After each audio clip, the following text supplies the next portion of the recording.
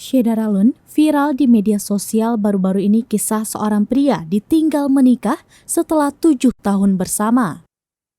7 tahun berpacaran dan diberi kepercayaan untuk memegang kartu ATM, si wanita malah meninggalkan pria tersebut. Ditambah lagi, pria itu mempercayakan ATM-nya yang berisi gajinya selama 6 tahun terakhir kepada pacarnya. Tidak hanya itu saja, sang pria yang merasakan kecewa mendalam sampai mengalami pingsan mendengar kabar pernikahan dari pacarnya tersebut. Raut kesedihan dari sang pria terlihat dalam video tersebut.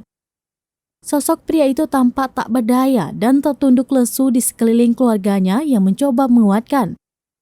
Tidak hanya di rumah, tangisan pria itu pun berlanjut di luar rumah.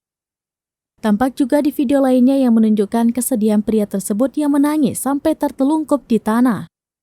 Pria yang menggunakan baju abu-abu dengan motif bergaris hitam itu tampak sangat terpukul.